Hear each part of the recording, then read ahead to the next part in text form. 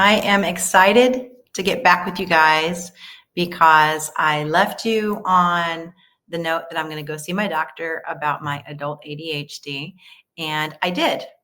So I'm going to go over the advice that the doctor gave me. I'm going to go over the questionnaire that the doctor gave me with you, but stay with me till the end because I'm going to show you how to grade the questionnaire and how to get a copy of it for yourself for free. Okay, so stay with me and let's take this on the road. Let's go ahead and forgive me for reading off the questionnaire, but I want to be accurate. So I'm going to pull it up so that I can see it. This is the adult ADHD self-report scale symptom checklist. All right. Okay. This is what my doctor had me fill out so that she could gauge if this is actually a problem in my life. All right. And it has 1, 2, 3, 4. It has 5 responses for each question. You can answer never. This never happens. Rarely, it happens occasionally. Sometimes, often, or very often. Okay. Those are your options. Those 5 are your options. Okay. So let's look at the chart. Number 1, how often do you have trouble wrapping up the final details of a project once the challenging parts have been done? So if you're like me, it's like go, go, go, have fun. I mean, I love a new project. I love the planning stages. I love getting my feet in it. I love getting my hands dirty. I love getting my feet dirty. I love just getting into a project.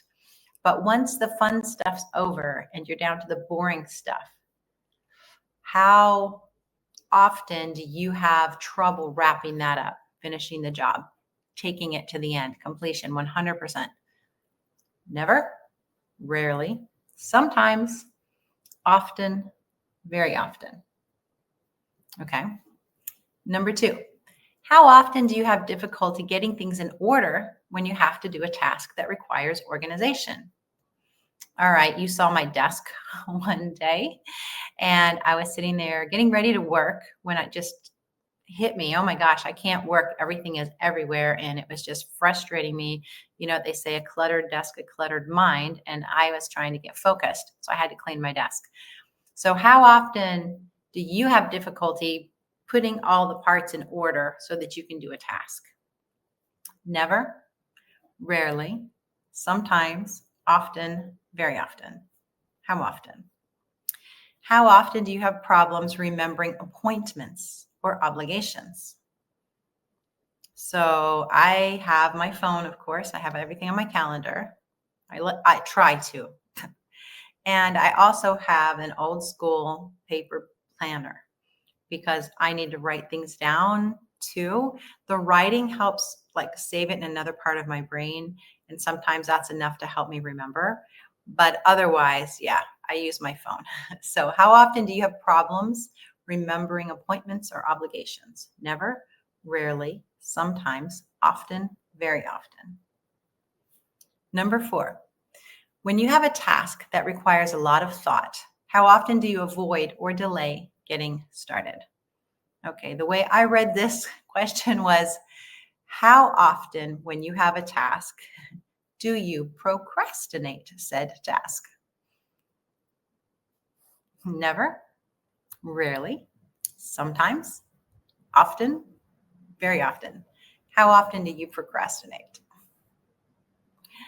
Number 5, how often do you fidget or squirm with your hands or feet when you have to sit down for a long time? My feet are moving constantly. I think I move in my sleep. So I don't think I ever sit still. But how often do you fidget or squirm when you have to sit down for a long time? Never, rarely, sometimes, often, very often. Number 6, how often do you feel overly active and compelled to do things, like you're driven by a motor? Now, when I first read this question, I was like, oh, I don't think I ever do, or very rarely. And then a week later, I think I reframed the question because I realized I do feel like I'm driven by a motor. Now, I don't feel like I'm ever compelled to do anything. Like, I don't feel like, "Rah, I have to do something." I don't feel that. But I do feel like I'm driven like a motor. I feel like driven by a motor. um, I feel like I have to rush. Like, I got to get things done. Like, I can't get this done fast enough. And I don't mean important things. I mean stupid, little, everyday, mundane things like taking the lid off or on a jar. And I'm like, I got to do it now. Got to be in a hurry. Why do I have to be in a hurry? I have no idea. There's no reason, but I am in a hurry to get it done. Or taking a little wipe out of a face wipes and I can't get the thing out fast enough and I'm pulling at it. Like, why am I in a hurry? There's absolutely no reason to be in a hurry, but something about my body is telling me I have to do that quickly. So when I reframed that's that motor that's pushing me on rush all the time, then I had to change my score for that one. So again, how about that for you? Do you feel like you're driven by a motor, or do you feel like you're pushed to rush? Never, rarely, sometimes, often, very often. All right, let's go to number 7. How often do you make careless mistakes when you have to work on a boring or difficult project? Right? Like, how often does your mind just wander, but your body's still doing the stuff? Your body's still doing the work. And because of that, you do make careless mistakes because you're somewhere else. Your brain is somewhere else. You're daydreaming, but you're still working, right? How often does that happen for you? Number 8, how often do you have difficulty keeping your attention when you are doing boring or repetitive work? I think I just answered that, right? My mind just wanders. It just, whoop, it's like I have to reel it in. Whoo, whoo, whoo, whoo. Focus, focus, focus, focus, focus, focus, right? How often does that happen to you? All right, number 9. How often do you have difficulty concentrating on what people say to you, even when they're speaking to you directly? Do you have to like stare between their eyes? Are you listening to me? Are you focusing on the words that are coming out of my mouth? All right, good. I'm glad to hear it. But I have the compensatory technique that I look between people's eyes, and that tries in that way, I'm trying to focus on what they're saying. If not, then I have to look at their mouths. I'm trying to keep my focus on what they're saying. My brain is still going 100 miles an hour, but I'm trying my best to focus on what they're saying. So how often do you experience that? All right, what are we on next? Number 10. How often do you misplace or have difficulty finding things at work or at home? I lived like this for a long time. So I have compensatory techniques, which means I have ways to keep myself from losing things.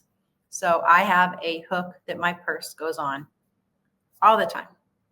I have a hook that my keys are on all the time. If my purse or my keys aren't on that hook, then they have gone missing because they need to be there or on my person. Okay. And it's that important to me to keep those up. All right. How about you? How often do you lose things? Let's see. Number 11. How often are you distracted by activity or noise around you?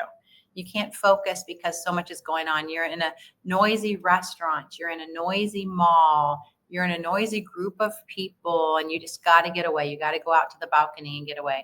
Or you're trying to focus on the next location, the next turn, and you have to turn the radio off because the noise is too much for you. Well, that could be auditory processing, but very much so it's a part of ADHD too. So how often does that happen for you? Never, rarely, sometimes, often, very often. Okay.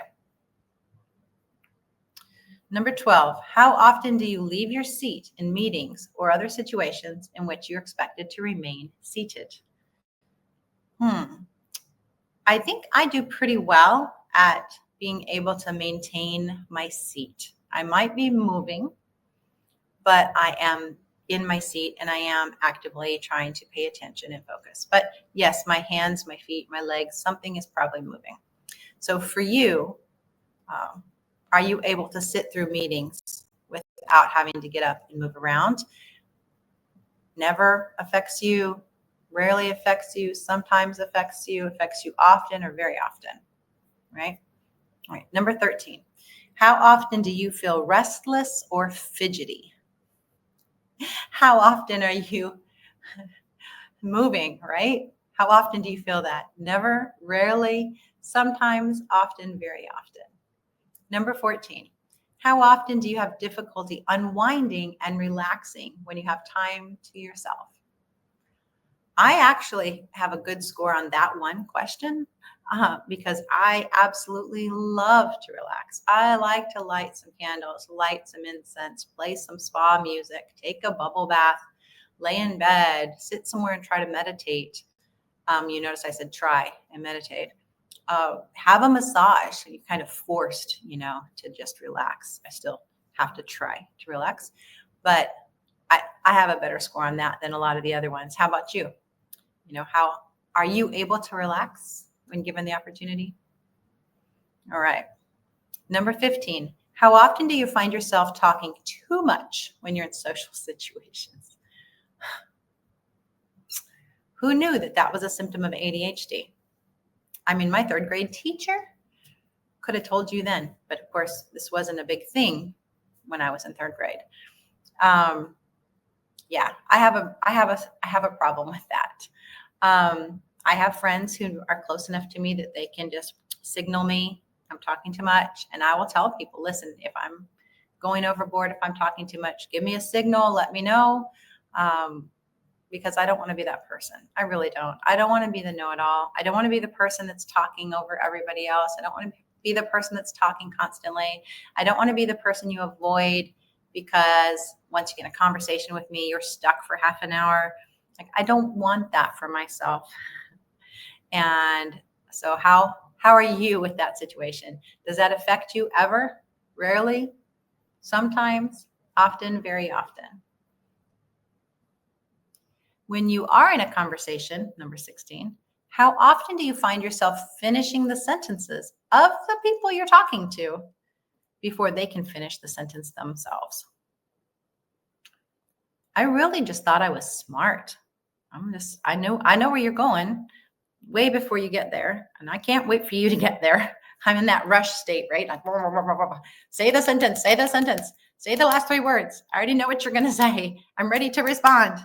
I can't wait any longer for you to say what you got to say, so I'm just going to respond. Right? Does that happen to you? Never, rarely, sometimes, often, very often. Okay. Number 17. How often do you have difficulty waiting your turn in conversations when turn taking is required? Do you cut people off in conversation? I mean, I always think conversations are supposed to move back and forth, kind of like playing tennis. Your turn, my turn, your turn, my turn. That's a good conversation. That's a conversationalist, right? They can take turns. But can you wait for your turn before you have to jet in and say your piece? How often do you have that as a problem? Never, rarely, sometimes, often, very often. All right, last question.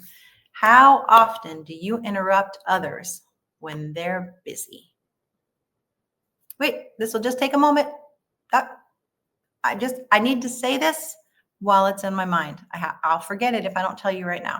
I need to do this while it's on my mind. I'm sorry to bother you. It'll just take a second. Is that something that happens in your world? Does that sound familiar? How often do you experience that? Never? Rarely? Sometimes? Often? Very often. Okay. We've done the questionnaire and you've answered all of the questions, right? If not, go back to the beginning and do it again. If you need more clarification, then give me a comment and I'll try to clarify further from my point of view. I've worked with a lot of ADHD kids, but right now we're talking about adults, right? Let's grade it, okay? So the first part, 1 through 6, is part A. That's the most important part. That's the part that really tells if you're ADHD symptomatic or not. And let me read you the actual directions, okay? I'll read that to you from the form. So, score part A. If 4 or more marks appear in the darkly shaded boxes within part A, then the patient has symptoms highly consistent with ADHD in adults, and further investigation is warranted. All right, 4 or more marks. Let me tell you how you get a mark. All right, on questions 1, 2, and 3, if you scored sometimes, often, or very often on any of those 3, that's 1 mark. So number 1 can have a mark, number 2 can have 1 mark, number 3 can have a mark. If you scored yourself never or rarely on those 3, then you don't have a mark on those 3, okay? So you have a mark or a point or whatever you want to call it if you scored sometimes, often, or very often on number 1, 2, and 3, each one respectively, 1 point, 1 point, 1 point. All right, now on numbers 4, 5, and 6, you don't have a point if you scored never, rarely, or sometimes. You only have a point for each of those individually if you scored often or very often on each of those. So there's 6 questions. Each question can give you 1 point, right? So you can have 6 points total. And if you scored 4 points out of the 6 or more, then that's highly indicative of adult ADHD. Now, part B is questions 7 through 18. And really all that is to kind of probe into your life and see how much it's really disrupting you. So you want to look at that to see, okay, how am I really being affected by this? Like, how is this in my everyday life? Like, how is this messing with my everyday life, right? Great. Okay, now I have uploaded a copy of this checklist, the adult checklist, on my website at adhdreading.com. I will put a link to it in the description box, and then you can go and download it for free. You just have to click it like you're buying it, but it's for $0, so you don't have to put any credit information or anything in there. And then you can just download it for free. All right, that's on me, because the last thing I want to do is keep anybody from getting the help they need. I'm in the process of it right now myself, and I feel like my journey is pretty common these days. So I want to help you, my fellow experiencers. Love you guys.